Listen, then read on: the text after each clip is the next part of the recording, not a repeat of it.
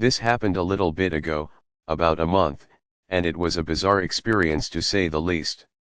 I'm 15, and I was playing some video games before passing out. It was about, say, 11 p.m., when I hear the doorbell ring. Out of instinct, I begin walking downstairs, but about halfway there rationality came to mind. Who the fuck rings a doorbell at 11 p.m.? I silently strode back upstairs and stood in the hall, kinda expecting something bad to happen. An exact minute later, it rings twice. My parents begin to leave their room, and give me a quizzical look, and all I had to respond was a shrug.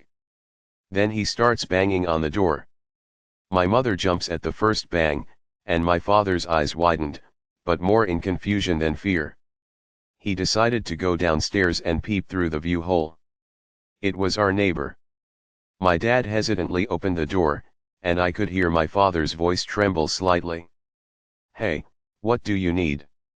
Next thing I hear is an entire full-blown scream argument from our neighbor, claiming that this household was his, and we stole it from him. My father's uneasiness was quickly replaced with annoyance, and he simply shut the door without giving our neighbor the time of day. My dad stepped on the first step going up the stairwell when our neighbor first hit the door. I'm not talking banging with a fist, this man was full body slamming it. My father was stunned for a second, and my neighbor charged the door again.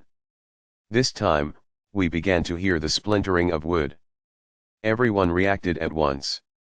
My father went to brace the door with his body, my mother went to go get the other two kids, and I went for 911. The body slamming ensued for another 5 minutes, and while I was on the phone with 911, it stopped. I thought it was over, and I was relieved. But I still stuck on the phone. I go peek out the front window of my house, and boy, was it only getting started. Our neighbor took his Jeep Wrangler and simply directed it straight at our house. We had zero clue what he was doing, until he hit the gas and we heard the squealing of tires, then he immediately hit the brakes.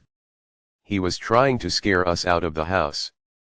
I was still on the phone with 911, and I stepped away from the window to comfort my siblings, crack jokes and such. Eventually, police arrived and arrested him.